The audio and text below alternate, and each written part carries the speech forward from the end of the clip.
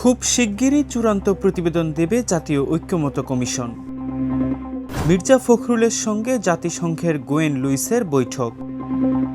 1 টাকারও অভিযোগ দিতে পারলে রাজনীতি থেকে ইস্তফা দেবেন সার্জিস। অদক্ষ কর্মীদের কারণে ইসলামী ব্যাংকের বার্ষিক ক্ষতি 1,500 কোটি টাকা। গাজা থেকে সেনা প্রত্যাহারে রাজি ইসরায়েল, জানালেন ট্রাম্প। গ্রেটা থুনবার্গকে ইসরায়েলি পতাকায় চুমু খেতে বাধ্য করার অভিযোগ। বাংলাদেশের হোয়াইট ওয়াশ মিশন আজ। খুব শিগগিরই জাতীয় ঐক্যমত্য কমিশন অন্তর্বর্তীকালীন সরকারের কাছে চূড়ান্ত প্রতিবেদন জমা দেবে বলে জানিয়েছেন কমিশনের সহসভাপতি অধ্যাপক আলী রিয়াজ। আজ রোববার সকালে রাষ্ট্রীয় অতিথি ভবন যমুনায় কমিশন সভাপতি ও প্রধান উপদেষ্টা অধ্যাপক মোহাম্মদ ইউনূসের নেতৃত্বে জাতীয় ঐক্যমত্য কমিশনের এক বৈঠকে এ কথা জানান তিনি। প্রায় ঘণ্টাব্যাপী অনুষ্ঠিত এ বৈঠকে জুলাই সনদের বিষয়বস্তু ও এর বাস্তবায়ন পদ্ধতি নিয়ে রাজনৈতিক দলগুলোর মনোভাব ও এ বিষয়ে ঐক্যমত্য কমিশনের অবস্থান সম্পর্কে সভাকে অবহিত করা হয়। বৈঠকে প্রধান উপদেষ্টা অধ্যাপক মোহাম্মদ ইউনূস ঐক্যমত্য কমিশনের কাজের অগ্রগতিতে সন্তোষ প্রকাশ করেন। কমিশনের সহসভাপতি অধ্যাপক আলী রিয়াজ জানান, ঐক্যমত্য কমিশন সকল রাজনৈতিক দল থেকে ব্যাপকভাবে সহযোগিতা পেয়েছে। এছাড়া গণমাধ্যমগুলো ঐক্যমত্য কমিশনকে অকল্পনীয় সমর্থন দিয়েছে।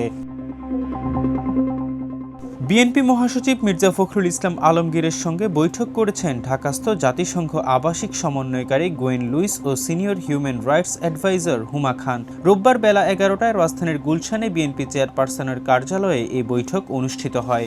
বিএনপির পক্ষ থেকে বৈঠকে অংশ নেন দলটির স্থায়ী কমিটির সদস্য ও চেয়ারপারসন ফরেন অ্যাফেয়ার্স অ্যাডভাইজারি কমিটির সদস্য আমির খসরু মাহমুদ চৌধুরী, বিএনপির ভারপ্রাপ্ত চেয়ারম্যানের আন্তর্জাতিক বিষয়ক উপদেষ্টা হুমায়ুন কবির এবং বিএনপির সাংগঠনিক সম্পাদক ও চেয়ারপারসনের পররাষ্ট্রনীতি বিষয়ক বিশেষ সহযোগী উপদেষ্টা কমিটির সদস্য শামা ওবায়েদ।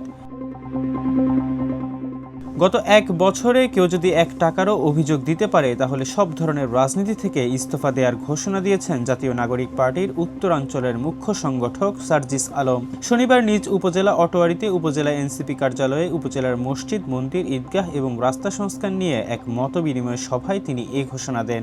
এ সময় সার্জিস আলম অটোয়ারী উপজেলার সার্বিক উন্নয়নে হিংসা বিদ্বেষ ভুলে গিয়ে সবাইকে নিজ নিজ জায়গা থেকে কাজ করার আহ্বান জানান। সার্জিস জানান, অটোয়ারী উপজেলার সন্তান হয়ে কখনো তিনি কল্পনা করতে পারেননি আল্লাহ মৃত্যুর আগে তাকে এত বড় সম্মান দিবেন। জানা গেছে, সার্জিস আলমের মাধ্যমে অটোয়ারী উপজেলার বিভিন্ন মসজিদ, মন্দির, ঈদগাহ এবং রাস্তা সংস্কারের অনেক আবেদন স্থানীয় সরকার মন্ত্রণালয়ে দেন মসজিদ, মন্দির, ঈদগাহ ময়দানের সংশ্লিষ্টরা। চলতি অর্থ বছরের প্রথম ধাপে স্থানীয় সরকার মন্ত্রণালয় কর্তৃক অটোয়ারী উপজেলার 30টি মসজিদ, 9টি মন্দির ও 11টি রাস্তা সংস্কারের বরাদ্দ আসে। 7 বছর ধরে অ্যাসালাম গ্রুপ সংশ্লিষ্ট পূর্ববর্তী ব্যবস্থাপনার মাধ্যমে অবৈধভাবে নিয়োগপ্রাপ্ত 8,340 জনের বেশি অদক্ষ ও অর্ধশিক্ষিত কর্মীর জন্য প্রতি বছর 1,500 কোটি টাকারও বেশি আর্থিক ক্ষতির বোঝা টানছে দেশের বৃহত্তম বেসরকারি ব্যাংক ইসলামী ব্যাংক বাংলাদেশ। তদন্তে জানা গেছে, কোনো নিয়োগ বিজ্ঞপ্তি বা আনুষ্ঠানিক পরীক্ষা ছাড়াই কেবল মোটা অঙ্কের অর্থের বিনিময়ে পানের দোকানদার, গৃহকর্মী, অটোরিকশা চালক, রাজমিস্ত্রির সহকারী এবং রং মিস্ত্রি সহ বিভিন্ন শ্রেণীর ব্যক্তিকে এ বিশাল সংখ্যক নিয়োগ দেওয়া হয়েছিল। অবৈধভাবে নিয়োগপ্রাপ্ত এসব কর্মকর্তার পেছনে বছরে 1,500 কোটি টাকারও বেশি ব্যয় হওয়ায় গত 7 বছরে ব্যাংকটির 10,000 কোটি টাকারও বেশি ক্ষতি হয়েছে। এই বিশাল আর্থিক বোঝা এবং ব্যাংক থেকে 1 লাখ কোটি টাকারও বেশি লোপাট হওয়ার অভিযোগ, সব মিলিয়ে প্রতিষ্ঠানটির ভবিষ্যৎ আর্থিক স্থিতিশীলতা ধরে রাখা প্রায় অসম্ভব হয়ে দাঁড়িয়েছে।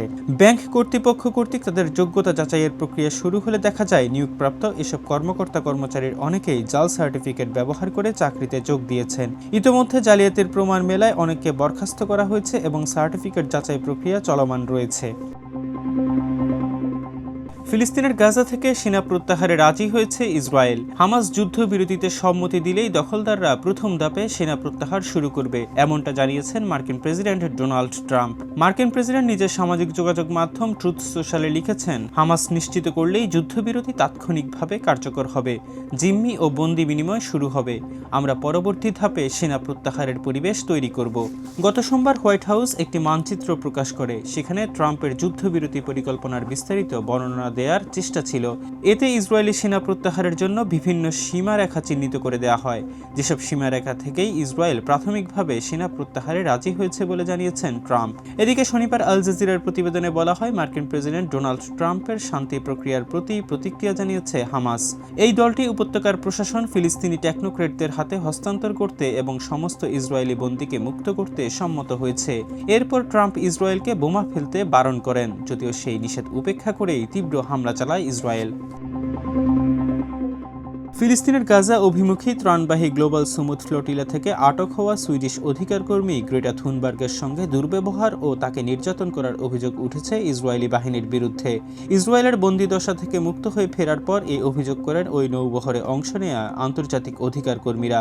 গ্লোবাল সুমুদ ফ্লোটিলা থেকে আটক হওয়া ব্যক্তিদের মধ্যে 137 জনকে গতকাল শনিবার তুরস্কের ইস্তাম্বুলে ফেরত পাঠানো হয়েছে। তাদের মধ্যে 36 জন তুরস্কের নাগরিক। বন্দিদশা থেকে মুক্ত হয়ে তুরস্কের সাংবাদিক এডিসন সেলিকো জানান, ইসরায়েলি বাহিনী গ্রেটা থুনবার্গকে নির্যাতন করেছে, মাটির উপর দিয়ে টেনে হিঁচড়ে নিয়ে গেছে এবং ইসরায়েলি পতাকায় চুমু খেতে বাধ্য করেছে।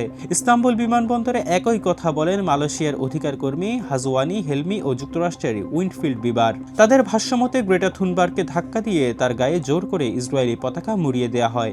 আটক হওয়া অধিকার কর্মীদের বরাতে ইসরায়েলি অধিকার সংস্থা আদালাহ জানিয়েছে, বন্দীদের হাত বেঁধে ঘন্টার পর ঘন্টা হাঁটু গেড়ে বসিয়ে রাখা হয়েছে। তাদের খাবার, পানি, ওষুধ দেওয়া হয়নি, টয়লেটে যেতে দেওয়া হয়নি, আইনজীবীদের সঙ্গে কথা বলতেও বাধা দেওয়া হয়েছে, তাদের আইনি অধিকার ক্ষুণ্ণ করা হয়েছে। তবে ইসরায়েলের পররাষ্ট্র মন্ত্রণালয় এসব অভিযোগকে সম্পূর্ণ মিথ্যা বলে প্রত্যাখ্যান করেছে। শারজায় আফগানিস্তানের বিপক্ষে 3 ম্যাচ সিরিজের প্রথম 2 টি-20তে জয় পেয়ে সিরিজ নিজেদের করে নিয়েছে বাংলাদেশ। আফগানদের হোয়াইট ওয়াশ করার মিশনে আজ শারজায় তৃতীয় টি-20তে মাঠে নামবে জাকের আলী অনিকের দল। প্রথম 2 টি-20তে পাওয়া দারুণ জয়ের পর তৃতীয় ম্যাচেও জয় নিশ্চিত করার ব্যাপারে আশাবাদী লাল সবুজ প্রতিনিধিরা। আজ শারজায় এই ম্যাচ শুরু হবে রাত 8:30টায়। প্রথম 2 ম্যাচে কোনো ধরনের পরীক্ষা চালায়নি বাংলাদেশ। ধারণা করা হচ্ছে তৃতীয় টি-20তে একাদশে বেশ কয়েকটি পরিবর্তন আনতে পারে টাইগাররা। মূলত সিরিজ আগেই নিশ্চিত হয় একাদশ নিয়ে পরীক্ষা নিরীক্ষা চালানো হবে। সেক্ষেত্রে একাদশে বেশ কয়েকটি পরিবর্তন আসতে পারে। আফগানদের বিপক্ষে সিরিজ জয় নিশ্চিত হওয়া এ নিয়ে টানা চতুর্থ সিরিজ জিতেছে বাংলাদেশ। তবে কোনোবারই প্রতিপক্ষকে হোয়াইট ওয়াশ করার সুযোগ পায়নি। সবশেষ 2024 সালের নভেম্বর-ডিসেম্বরে ওয়েস্ট ইন্ডিজকে ঘরের মাঠে হোয়াইট ওয়াশ করেছিল বাংলাদেশ। এবার ফের প্রতিপক্ষকে হোয়াইট ওয়াশ করার লক্ষ্যে মাঠে নামবে জাকের আলী অনিকের দল।